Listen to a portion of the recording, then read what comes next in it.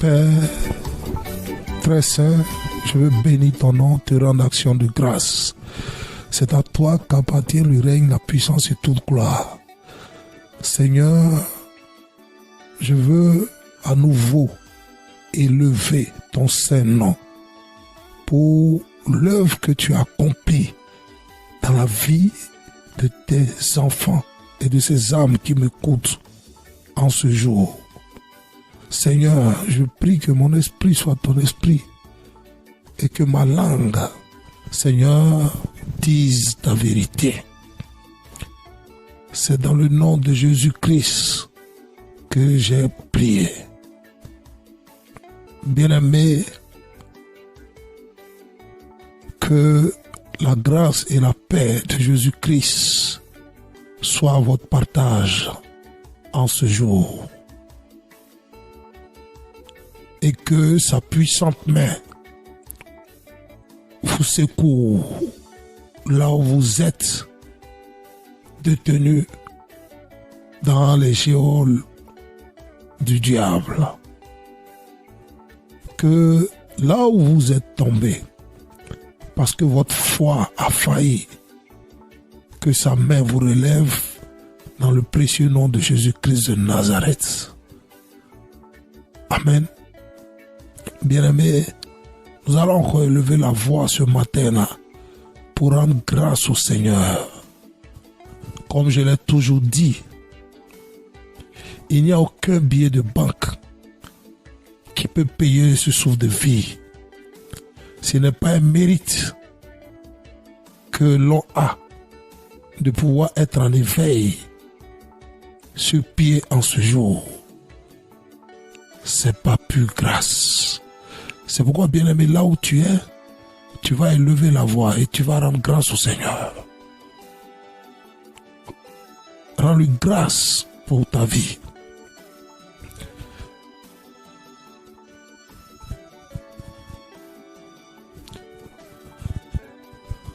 Bien-aimé, rends-lui grâce pour la vie de tes enfants, de ton époux ou de ton épouse, de tes parents, de tes amis.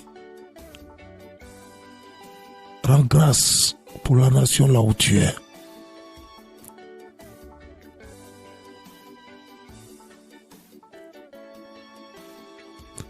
Bien-aimé, bénis le nom du Seigneur pour ces missionnaires au travers le monde. Rends grâce au Seigneur et qu'il les secoue et qu'il prend soin d'eux. Prie. Prie, bien-aimé.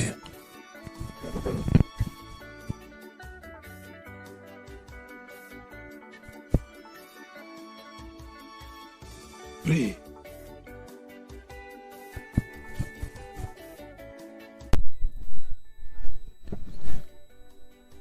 Prie, bien-aimé. Élève la voix. Et prie.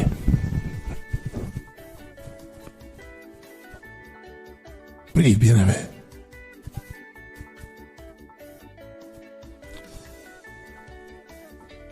Réaction de grâce.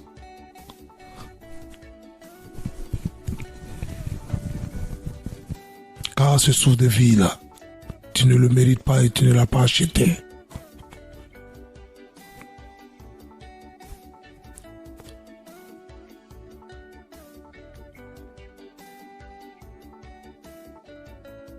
Seigneur, nous te bénissons, nous te rendons action de grâce. Abba Père, sans toi, que serons-nous sur cette terre? C'est en connaissance de cause que tu as envoyé ton Fils Jésus-Christ de Nazareth pour nous secourir, pour nous montrer le chemin qui mène à l'éternité. C'est pourquoi nous voulons te rendre action de grâce. Nous voulons te bénir, élever ton saint nom. Toi qui es le même hier, aujourd'hui et éternellement.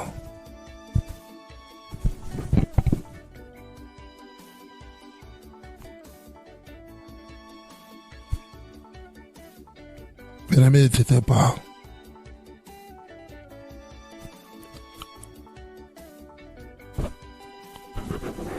Prie.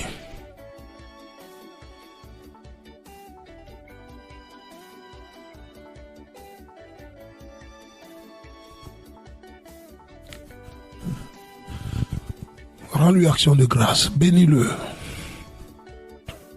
Bénis-le pour sa bonté qu'il a renouvelée dans la vie de tous ceux-là qui lui appartiennent.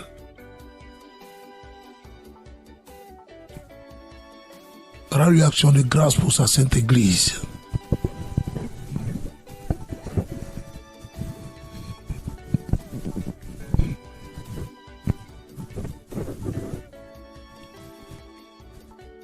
Oui, il est celui-là même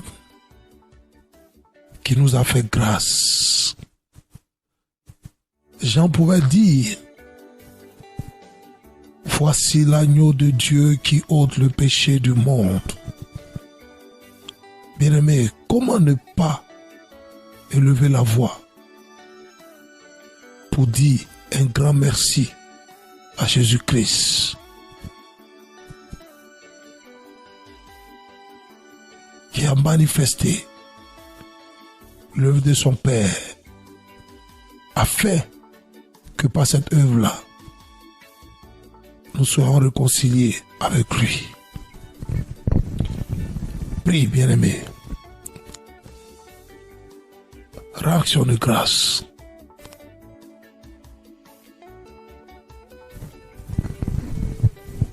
Ne te tais pas. Bénis-le. Bénis-le.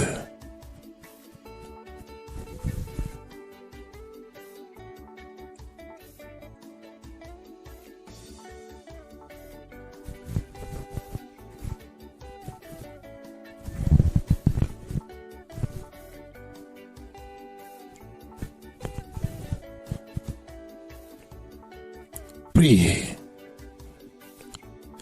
Prie, bien-aimé.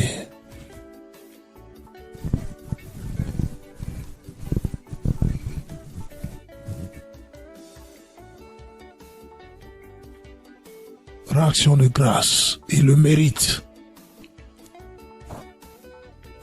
Il est digne de toute adoration et de toute louange.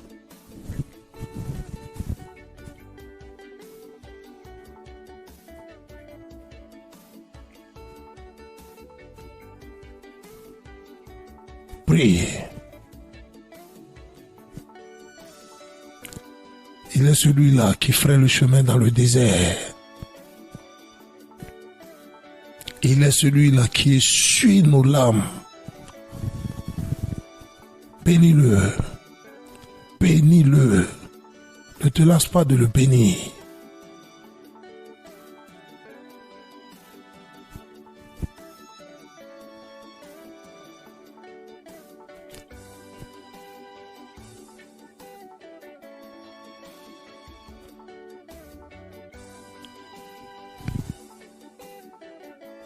Bénis-le.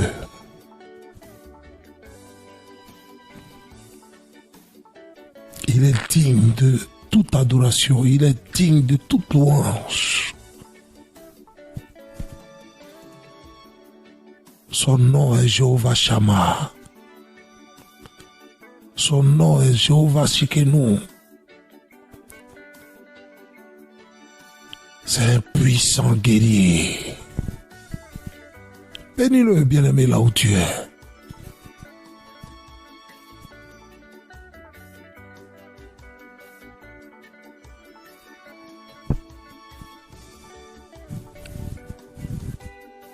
Il est celui-là qui annonce dès le commencement ce qui doit arriver, ce qu'il veut faire.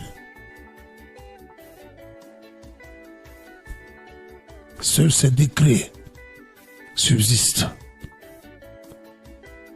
Comment ne pas le bénir? Celui-là même qui tient ce monde-là dans sa main.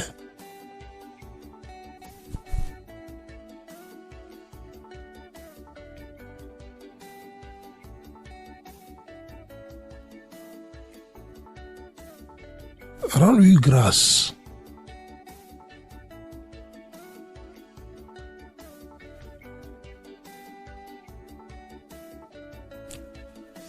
Bien-aimés, c'est dans le précieux nom de Jésus-Christ que nous avons rendu action de grâce.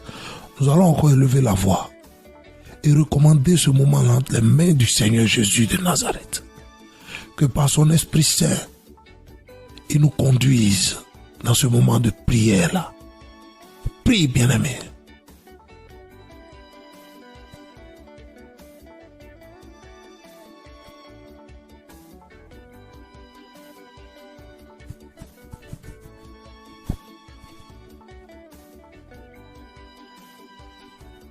Prie. Prie.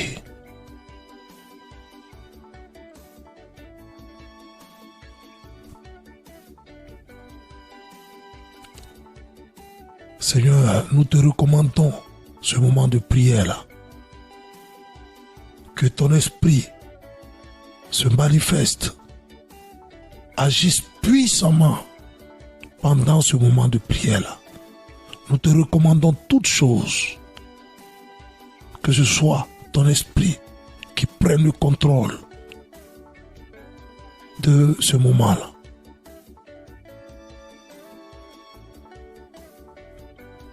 Bien-aimé, prie.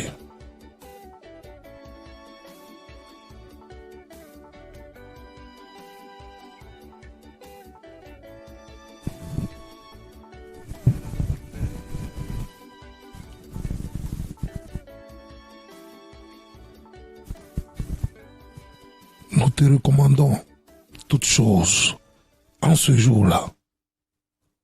Béni soit ton nom et que toute gloire te revienne au siècle des siècles. Bien-aimés, c'est dans le précieux nom de Jésus que nous avons rendu grâce. Amen. Bien-aimés, nous allons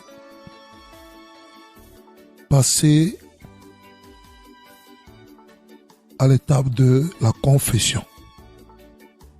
La Bible dit dans le livre de 1 Jean 1 au verset 9 que si nous reconnaissons nos péchés, il est fidèle et juste pour nous les pardonner et pour nous purifier de tout mal. Amen. C'est pourquoi, bien-aimé, tu vas élever la voix en ce jour-là et tu vas prier. Et tu vas dire, Seigneur, je reconnais mes fautes et mes transgressions. Je reconnais que j'ai péché en pensée, en parole et par action. Et bien-aimé, tu te connais toi-même. C'est à toi d'ouvrir la bouche et de déclarer tes péchés. Ouvre la bouche en confessant. Spirituellement, voici ce que c'est. Regardez une chambre qui n'est pas éclairée, où il y a l'obscurité. Tout est sombre. Voici la vie d'un pécheur. Tout est sombre en lui. Amen. Mais dans cette chambre, il y a l'interrupteur et l'ampoule. Pour que cette chambre soit éclairée, il faut bien que la personne qui s'y trouve appuie sur l'interrupteur et que le reflet de l'ampoule chasse l'obscurité qui demeurait dans cette maison. C'est ainsi que la confession va faire dans votre âme et dans votre vie. C'est pourquoi, en toute chose, il ne faut jamais mépriser la confession qui est attachée à la repentance. On va prier, on va confesser. Allez prier. Confesse. Quand on confesse, On doit prendre l'engagement d'abandonner. Quand on avoue, on doit prendre l'engagement et abandonner. C'est pourquoi la Bible dit dans le livre des Proverbes 28 au verset 13, celui qui cache ses transgressions ne prospère point. Il ne réussira pas à suivre le Seigneur. Amen. Il ne pourra pas être transformé. Pas parce qu'il n'aura pas du pain à manger ou avoir une maison, mais il ne pourra pas être à l'image du Seigneur parce qu'il est corrompu en lui-même. Mais on aura compassion de celui-là qui reconnaît et qui les abandonne. Amen. C'est pourquoi prie avec un esprit d'abandonner. Que ta prière, quand tu élèves la voix, que l'esprit qui soit derrière ta voix soit pour abandonner. On ne confesse pas pour ne pas abandonner. Si tu avoues, tu ne dois plus refaire. Tu ne dois plus traîner dans le mensonge. Tu ne dois plus vivre dans la colère. Tu ne dois plus mentir. Tout ce que vous connaissez qui sont en vous. Prie, bien-aimé.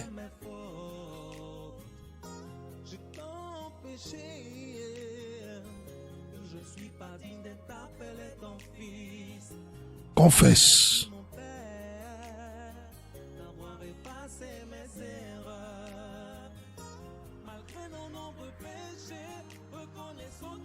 Bien-aimé, ce moment-là est un moment spécial pour toi. Un moment où le Seigneur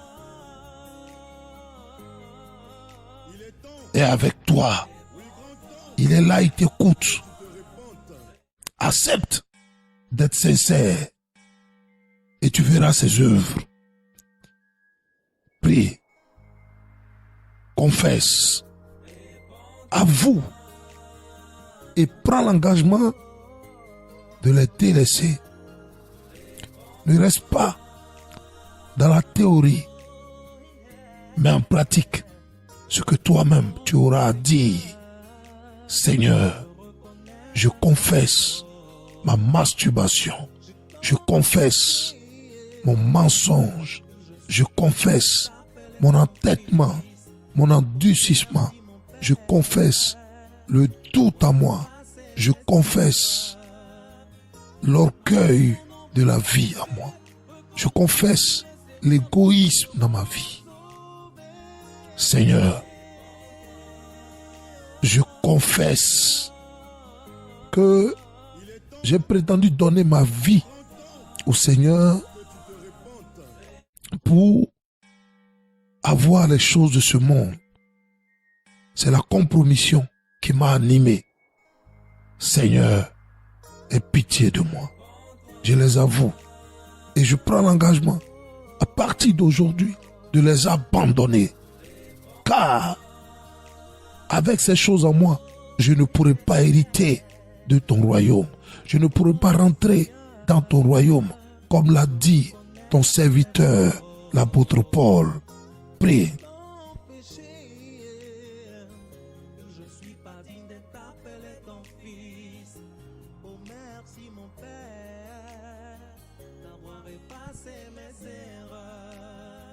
Confesse.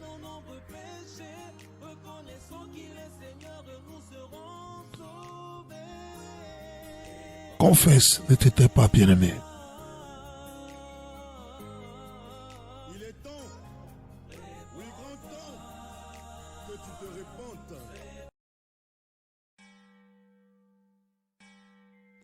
La Bible dit dans le livre de Lévitique 5, au verset 5, que celui donc qui se rendra coupable de l'une de ces choses confessera ses péchés. C'est pourquoi ne t'étais pas.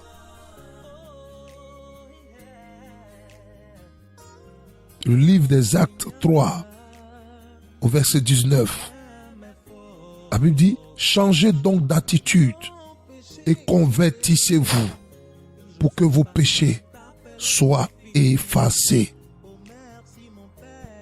Prie, bien-aimé. Prie.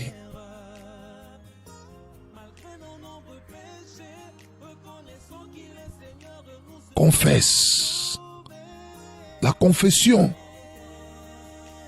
est le préalable de toute croissance spirituelle, de toute communion, de toute sanctification. Prie, confesse.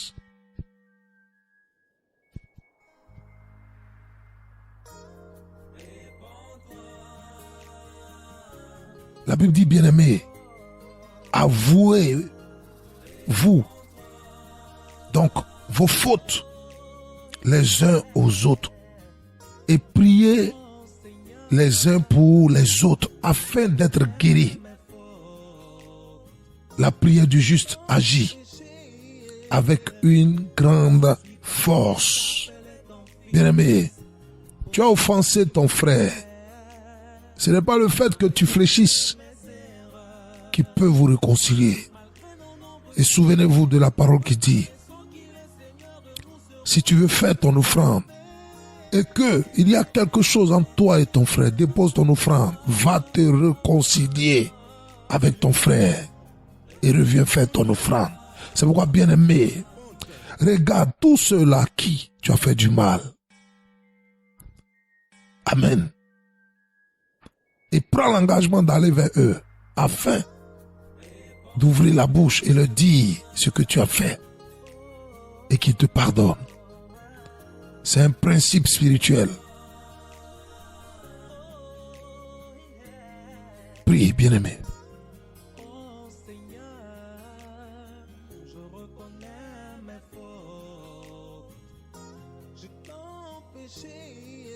C'est dans le nom de Jésus-Christ de Nazareth que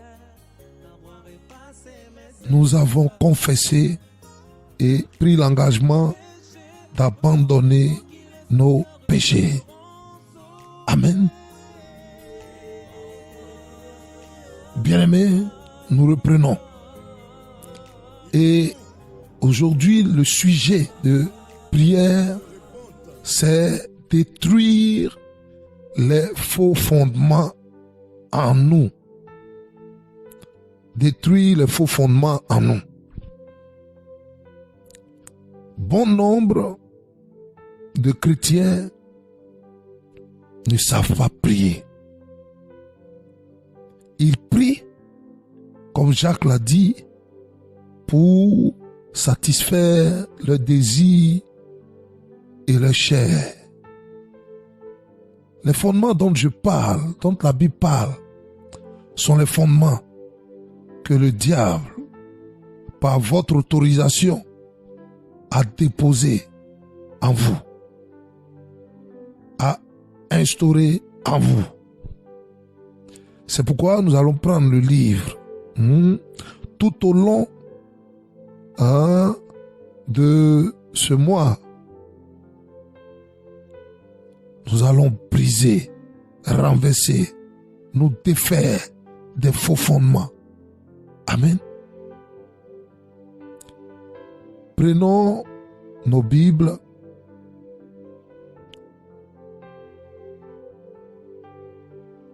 Dans le livre de Matthieu 15, au verset 13.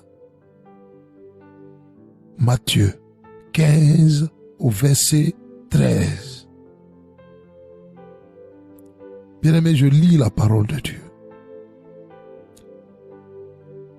Il répondit, toute plante que n'a pas plantée mon Père céleste sera déracinée.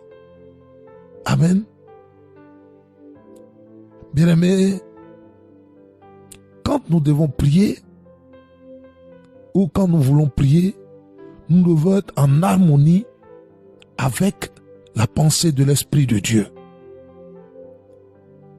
Nous ne devons pas prendre la parole dans les Écritures et les réciter. Mais nous devons tenir compte du sens des versets. Dans l'esprit dans lequel Dieu a dit cette parole. Amen.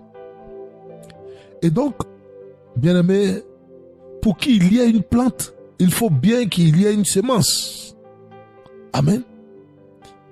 Et c'est la semence qu'on met en terre. Et donc, de la semence là, va naître la plante.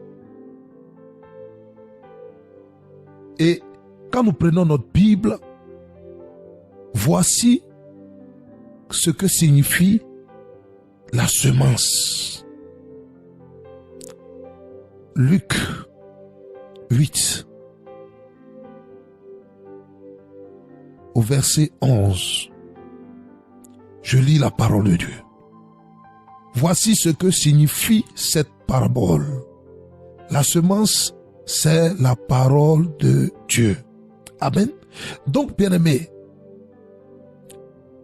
c'est de la semence que naît la plante. Et Dieu dit que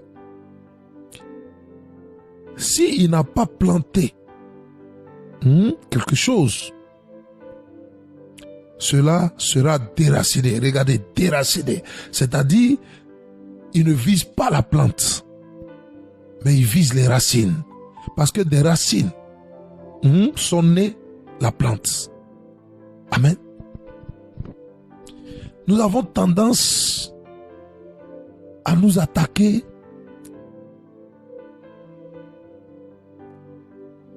à la plante, sans toutefois nous attaquer à la racine, qui est la réelle semence, qui a donné vie, naissance à la plante.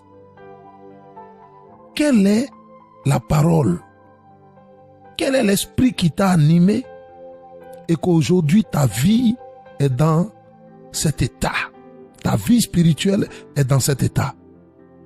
C'est les fondements qu'il faut renverser. C'est-à-dire quoi? Je me rends compte que je n'arrive pas à garder la parole de Dieu. Je n'arrive pas à obéir quand Dieu me donne ses instructions. J'ai du mal à mettre en pratique la parole de Dieu. Amen. Cela ne découle pas d'un sorcier, d'un démon. Mais qu'est-ce que tu as fait et que le démon est venu là? Amen. Le démon n'est que la plante. Maintenant, pour pouvoir faire partie, détruire la plante, c'est-à-dire le démon là, il faut aller à la racine, qui est la semence, qui a donné vie à ce démon-là, qui a fait que ce démon-là a pris possession de ta vie. Amen. Si le doute est en toi, il y a l'origine du doute. Ce n'est pas le doute qu'il faut combattre, mais c'est l'origine. S'il y a le mensonge en toi, ce n'est pas le mensonge qu'il faut combattre, mais c'est l'origine du mensonge. Si il y a l'orgueil en toi, ce n'est pas l'orgueil qu'il faut combattre. C'est qu'est-ce qui a semé l'orgueil dans ta vie? Qu'est-ce qui a envoyé l'orgueil dans ta vie? Bien aimé, j'espère que vous me comprenez. Voici pourquoi Dieu dit que si il n'a pas planté quelque chose, lui, il va à la racine pour détruire cette plante-là. Amen. Et la semence, c'est la parole. Quelle est la parole qui t'a animé? Parce qu'en général, avant de faire quelque chose, il y a une parole qui s'assoit, qui instruit notre subconscient, qui nous dit de faire ou de ne pas faire. Et c'est cette parole-là qui va maintenant engendrer ces œuvres-là, ce qu'on va appeler la plante. Et donc, il faut combattre, il faut s'attaquer à cette parole-là, qui est la semence d'où est née la plante qui est soit l'esprit mauvais, soit l'esprit de Dieu. Mais ici, je parle dans le cas de l'esprit mauvais, un démon. Mais ta peur vient d'où? Et donc, au lieu de combattre ta peur, combat celui qui a donné la possibilité à la peur de t'envahir. Et ce n'est pas Satan. La plupart des temps, c'est un instinct de vie. On veut protéger sa vie. Ou bien ses intérêts. Voici pourquoi on a peur. Et souvent, quand on a la mauvaise compréhension de la mort. Amen. Pour quelqu'un qui a peur de se faire humilier,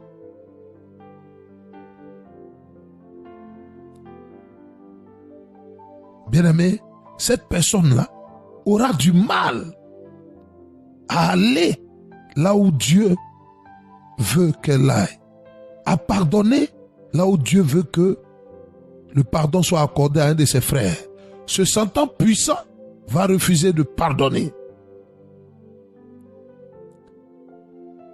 Amen. La prière, ce n'est pas parler, ce n'est pas parler. La prière se fait en esprit. Il faut comprendre et avoir de la connaissance d'abord, avant de lever la voix.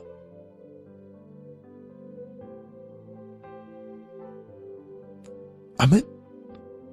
Et donc Jésus, quand Jean et son frère vont chercher leur mère pour venir dire à Jésus, amen, de prendre ses fils et d'aller avec lui là où il s'en va. Ça, c'est une prière, bien-aimée. Alléluia. N'est-ce pas une prière, ça? Bien-aimé, amen. Et donc, nous allons prendre le livre de Matthieu 20, Matthieu chapitre 20, au verset 20. Amen. On ne prie pas sans connaître la pensée de la parole de Dieu. C'est pas possible. Vous serez en train de vous lier vous-même, de vous détruire vous-même sans le savoir. Amen. Bien-aimé, pour ce premier jour-là, des enseignements sur la prière et comment prier, nous allons nous focaliser d'abord sur la compréhension. J'ai donné le sujet. Amen. Détruire les fondements, les faux fondements. Amen. Mais si nous ne comprenons pas la pensée de la prière, l'esprit même de la prière, nous prions en vain. Et nous n'avons pas de résultats probants qu'on peut toucher, palpables, factuels. Amen. Et donc, je lis Matthieu 20, verset 20. Alors la mère des fils de Zébédée s'approcha de Jésus avec ses fils et se prosterna. Écoutez, soulignez, se prosterna. N'est-ce pas un élan de prière? N'est-ce pas une position dans laquelle vous priez? Se prosterna.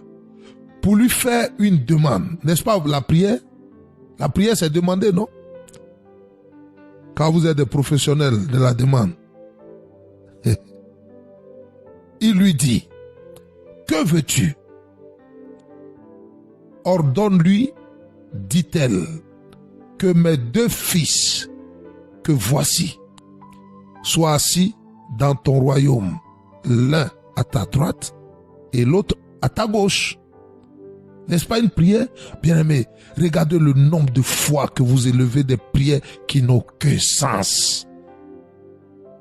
Et pour finir, votre vie devient une totale frustration. Vous avez l'impression que Dieu est loin de vous, il ne vous écoute pas, il ne va pas dans votre sens, vous ne comprenez plus si réellement vous êtes né de nouveau, vous êtes chrétien.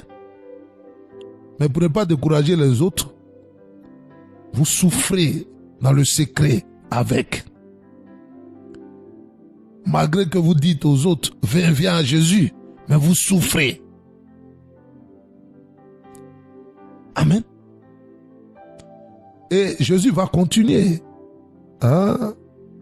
Au chapitre toujours 20, verset 22, Jésus répondit, vous ne savez ce que vous demandez.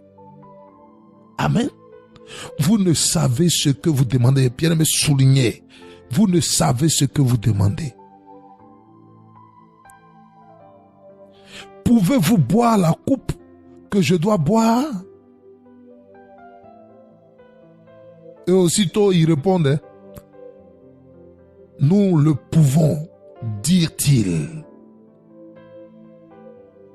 Et il leur répondit, au verset 23, il est vrai que vous boirez ma coupe, mais pour ce qui est d'être assis à ma droite et à ma gauche, cela ne dépend pas de moi et ne sera donné qu'à ceux à qui mon Père l'a réservé. Amen. Vous voyez que toute chose est établie dans les cieux, bien-aimés. Il y a des gens qui passent 15 ans, 20 ans, 10 ans à demander des choses qui ne sont pas établies pour eux. Et ceux-là, je les appelle les frustrés de la convoitise et de leur désir. Amen. Je relis ce dernier passage, bien-aimé, afin que ce jour-là soit le jour de ta vraie délivrance. Être intellectuel dans le analphabète dans le monde, c'est pour le néant. Ça ne détruit pas. Mais être ignorant dans le monde spirituel, c'est pour la perte à jamais. Et ceux-là étaient ignorants des choses. Et donc, ils ont demandé des choses qui n'ont pas de sens. Parce que Dieu leur avait fait leur accordé cela. Dieu a établi cela. Mais ce n'était pas le moment.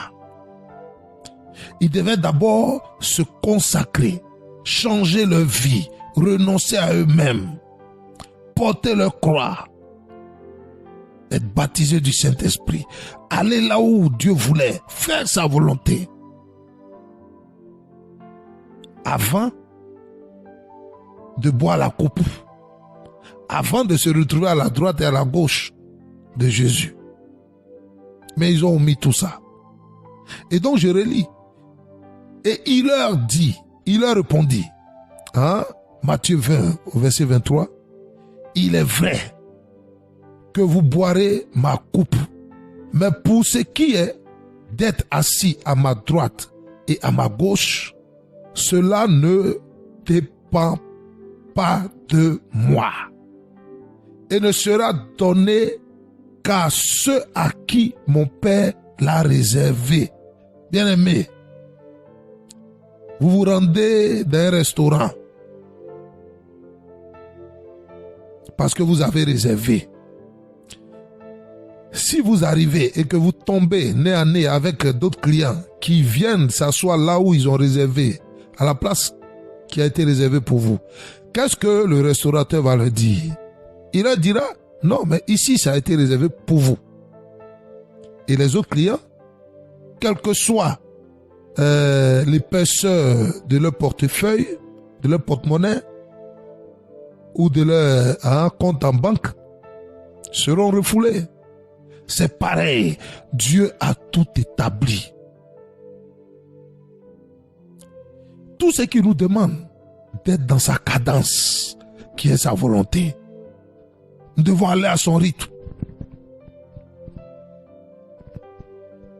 Moi, j'ai vu des gens qui ont accepté d'après eux le Seigneur et en 3 ans, ils disent non, ils sont déjà repentis, ils ont renoncé à tout, ce n'est plus eux qui vivent. c'est Christ qui vit en eux. Sacrilège. C'est se moquer. C'est mépriser le cheminement de l'éternité.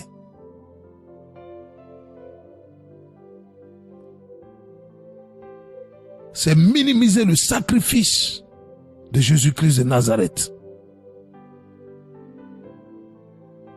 Amen.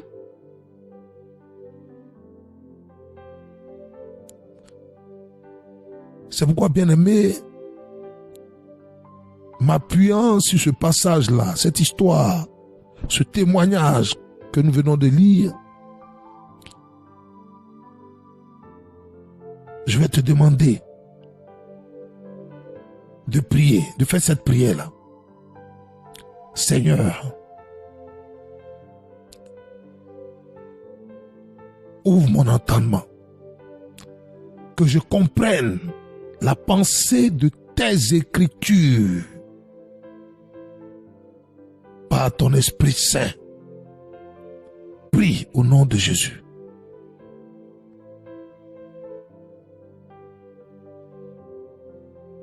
Bien-aimé, prie. Prie. Seigneur, j'ai interprété ta parole. J'ai même fait de la dissertation avec. Je suis allé avec ta parole, avec mes convictions humaines. Aie pitié de moi. La Bible dit, tu résistes aux orgueilleux. Oui, je reconnais. Je me suis enorgueilli. J'ai utilisé ta parole comme je voulais l'utiliser. Mais en ce jour, aie pitié de moi. L'ignorance qu'avait la mère des fils de Zébédée et eux-mêmes, Seigneur, regarde si cette ignorance-là est comme un voile sur mon entendement. Seigneur, déchire cela. Seigneur, déchire cela. Seigneur, déchire cela. Prie.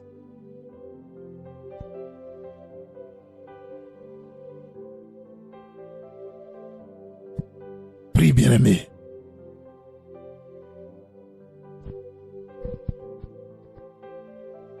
Prie, ne t'éteins pas. Prie, prie, prie.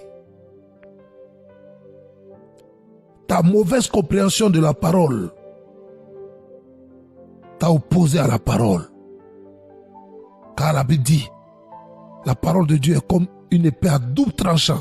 Autant que ça peut faire du mal à ton ennemi, autant que ça peut te faire du mal. Si tu l'interprètes comme le diable veut que tu l'interprètes, comme ta pensée veut que tu l'interprètes.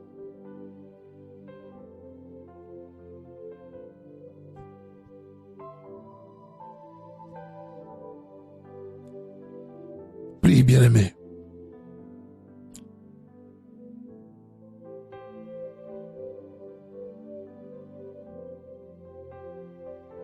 Au nom de Jésus, nous avons prié. Donc nous voyons ici que il y avait de faux fondements dans la vie de la maman de ces deux-là. Et eux-mêmes, ils avaient de faux fondements. Ils avaient une mauvaise compréhension des Écritures. Et donc, ils demandaient des choses qui n'étaient pas à leur portée. Amen. Ils comprenaient mal l'engagement de Christ sur la terre. Ils ont pensé que c'était des places qu'il fallait avoir à sa droite, à sa gauche, comme si c'était, on rentrait là-bas comme on voulait. C'est pareil la prière. Ce n'est pas le fait de bavader, c'est réunir, bavader. Amen. Comme je l'ai dit tantôt. Mais avant même que le ciel ne s'ouvre et que le sanctuaire puisse vous écouter. Amen. Parce que quand vous élevez votre prière, vos prières, les prières vont vers un endroit. Et cet endroit-là, c'est le sanctuaire de Dieu. C'est à lui d'écouter. C'est lui qui écoute et qui exauce vos prières. Amen.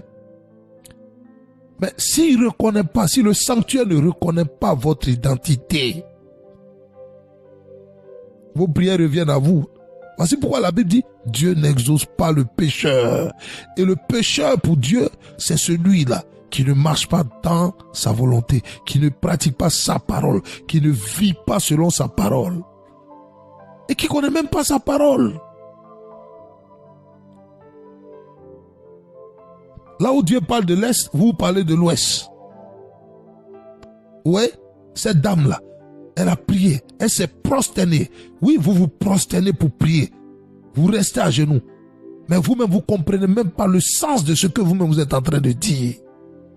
Vous demandez des choses, non pas selon la volonté de Dieu, non pas selon la pensée et l'esprit de Dieu. Vous utilisez la Bible, non pas selon l'esprit et la pensée de Dieu. Seigneur, tu as dit ça. Vous faites de lui un menteur parce que c'est pas ce qu'il voulait dire. Il a sa pensée, mais vous interprétez sa pensée. Et donc, du moment où vous interprétez sa pensée, la Bible dit quoi? Que personne ne prenne le nom de Dieu en vain. Son nom, c'est sa parole. Donc, quand vous prenez la parole de Dieu en vain, vous vous compromettez vous-même. Au lieu que la parole vous fasse du bien, elle devient une malédiction sur votre vie. Amen.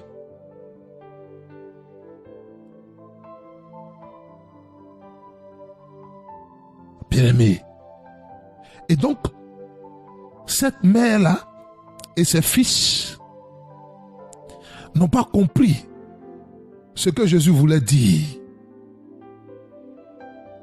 par la coupe. Et aussitôt, ils ont répondu, non, mais ça, c'est rien, nous pourrons le faire. C'est pas une coupe là. Pour boire une coupe, qu'est-ce que c'est? Mais la coupe, c'était la mort. La mort en eux-mêmes. Et accepter de payer le prix de la persécution, de la souffrance, de l'humiliation, jusqu'à accomplir l'œuvre à laquelle il les a appelés. Amen. Mais au lieu de demander à une personne, Seigneur, je veux rentrer là-bas, mets-toi à faire, à obéir, à mettre en pratique ce qu'il te demande de faire pour y rentrer. Seigneur, je veux être ta fille. Seigneur, je veux être un parfum agréable, une odeur d'un parfum agréable pour toi. C'est pas ça. C'est pas ce qu'il te demande. Ça, c'est de la récitation. Une pure récitation. Même que tu fasses 30 jours de jeûne et que tu répètes cette même parole-là. Cela n'a pas d'effet en toi. Tu veux être un parfum de bonne odeur, renonce à toi, donne-toi en sacrifice pour l'évangile. Quand tu seras en train de manquer de la nourriture, des finances, quand tu seras en train d'errer sans maison, ne dis pas, Seigneur, oui, j'ai tout abandonné pour te servir. Mais c'est le prix à payer. Si vous voulez aller à un gala, il y a un prix qui est fixé. Mais si vous ne payez pas le prix, est-ce que on vous laisse rentrer au gala? Mais dites non, mais je vis ça, je suis heureux de le vivre parce que j'ai opté pour l'éternité. Et je me réjouis en mon Seigneur parce que c'est mon choix, je l'ai fait. Amen.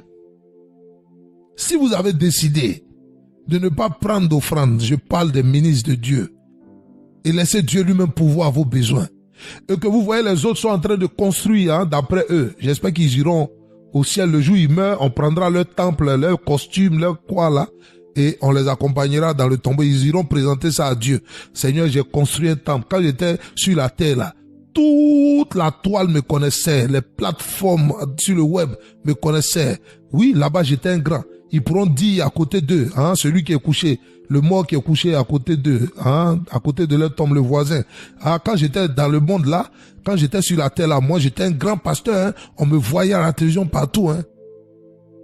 Nozès. Sacrilège. C'est la mauvaise compréhension de la pensée de Dieu. Amen. Dieu n'est pas attaché à ta notoriété. Il est attaché à ta sainteté. Dieu n'est pas attaché à ta célébrité. Il est attaché à ta sanctification. Et donc, si vous êtes en train de souffrir parce que vous avez refusé de prendre de l'argent de tout le monde. Comme je l'ai dit, je parle au ministre de Dieu. Mais rendez grâce quand vous êtes en train de souffrir. Parce que vous le faites pourquoi? Pour Christ. Amen. N'en voulez pas à Dieu. Si une femme a décidé d'épouser un homme malgré sa pauvreté, elle n'a plus à pleurnicher ou à regretter. Ah, je n'arrive pas à voir ceci, je n'arrive pas. Non, mais tu as marié un homme qui est pauvre. Amen. Nous sommes riches en esprit. Mais matériellement, la pauvreté matérielle, ce n'est pas une malédiction pour un enfant, pour un élu de Dieu. Au contraire, vous êtes dépouillé d'une chose qui ne mène pas au ciel, qui n'est d'aucune utilité dans le royaume.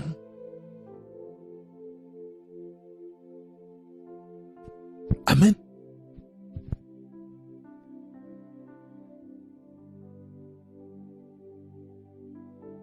Et donc, pour qu'une prière soit efficace, il faut d'abord comprendre l'esprit dans lequel, la pensée dans laquelle Dieu a émis sa parole.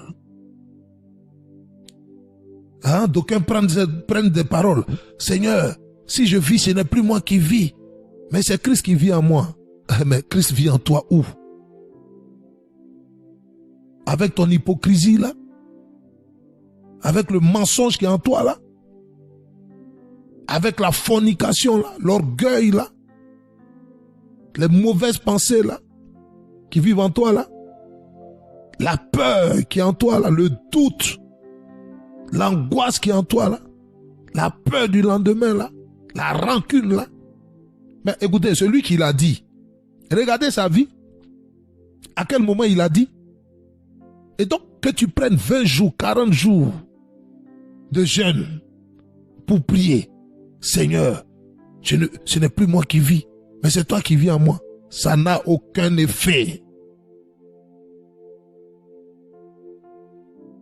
Ça n'a aucun effet.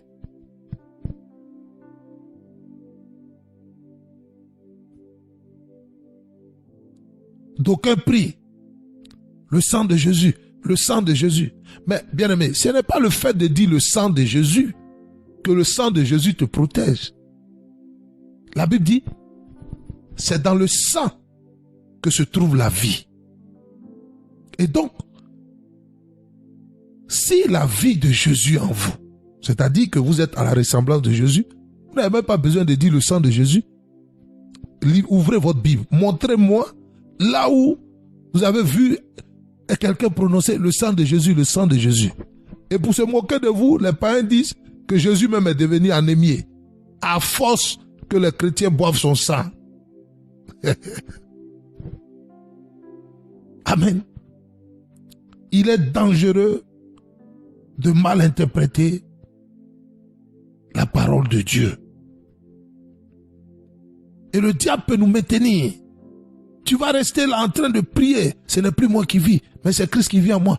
Mais la convoitise là a atteint son paroxysme dans ta vie.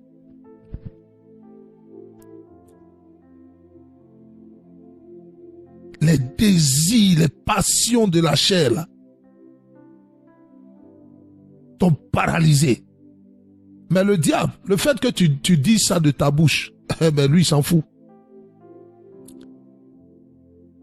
Amen. Satan n'est pas bête.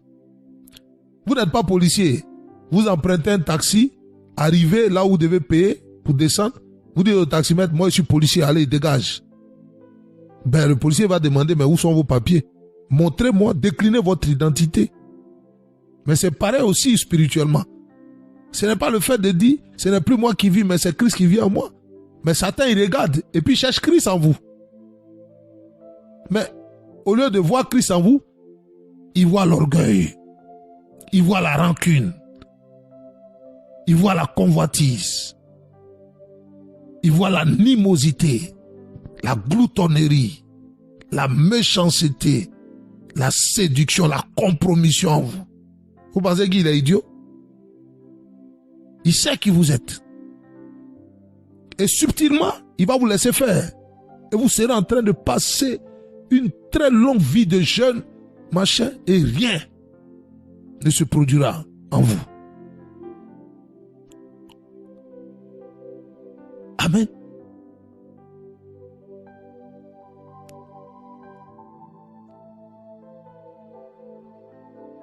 Et donc, c'est ce que cette femme et ses enfants n'ont pas compris.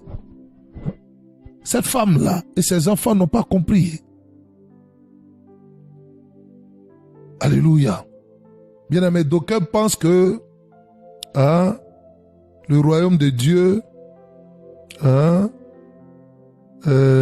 c'est une affaire de réussite humaine. Jésus dit bien, il a dit bien, vous ne savez pas ce que vous demandez. Soulignez ça dans votre Bible. Et le fait de ne pas savoir ce qu'on demande, on perd beaucoup de temps dans des jeûnes de prière, dans des moments et on ne voit rien. On a du mal à voir la puissance, la manifestation glorieuse de l'Esprit de Dieu dans notre vie, comme les premiers chrétiens l'ont vu, comme la Bible en témoigne. Amen. Bon nombre d'entre vous ont toujours pensé que le royaume de Dieu, c'est une affaire de réussite humaine, de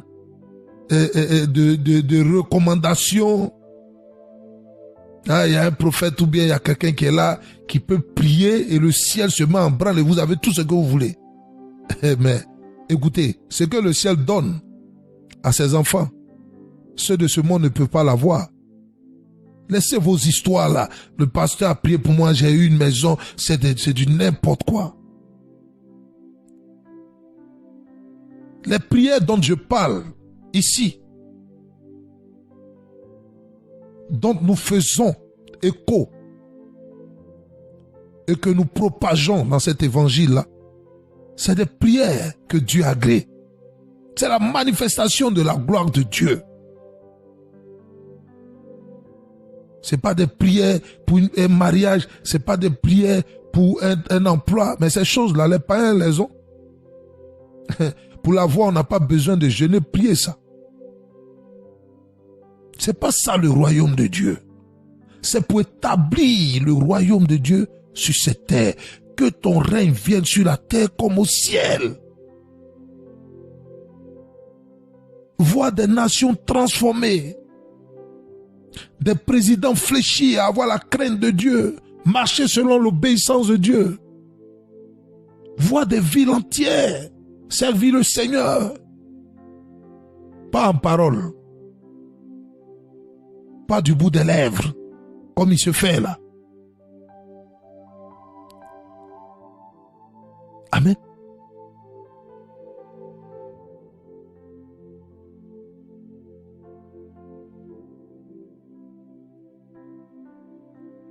Bien-aimés,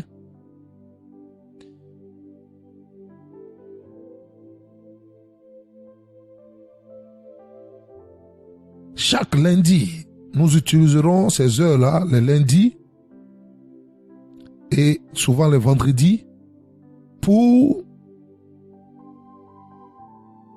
apprendre à prier. Et prier juste, comme Dieu le voit, afin que Dieu agrée nos prières et que nous voyons la transformation factuelle et pragmatique de ce que nous avons élevé comme prière dans nos vies et dans la vie de ceux-là pour qui nous avons prié. Amen. Fuyez les prières qui vous détruisent. C'est-à-dire vous-même vous êtes déjà détruit et encore vous élevez des prières qui vous détruisent. Je vous prends un exemple.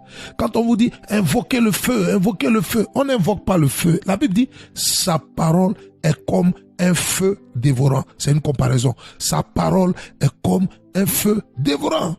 Et donc si vous manifestez sa parole, Les gens qui sont dans les ténèbres, ils vous voient comme un feu dévorant. Amen.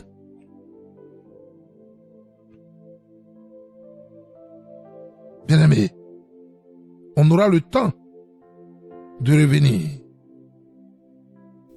Bien-aimés, le temps qui nous est imparti est arrivé à son terme.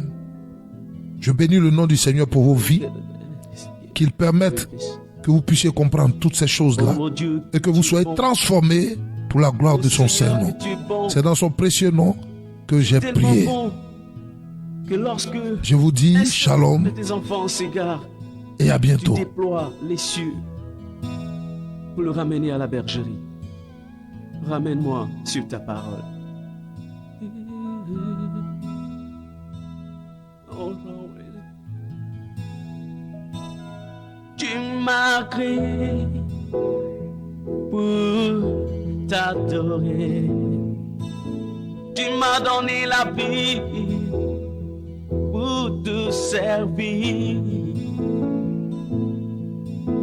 T'as mis ta parole sur mes pieds comme un tapis pour marcher jusqu'à toi. T'as mis sous mes pieds toute la création. Et moi, par mes vains soucis, j'ai quitté le tapis. Et depuis je marche selon ma voie, je suis égaré. Ramène-moi sur ta parole.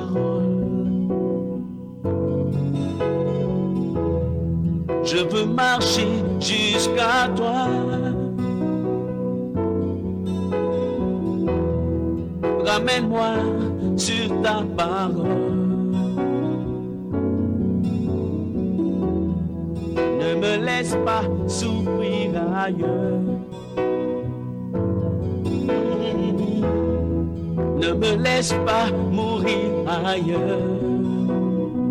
Oh yeah. Ramène-moi sur ta parole. Yeah. Ne me laisse pas souffrir ailleurs. Na, na, na.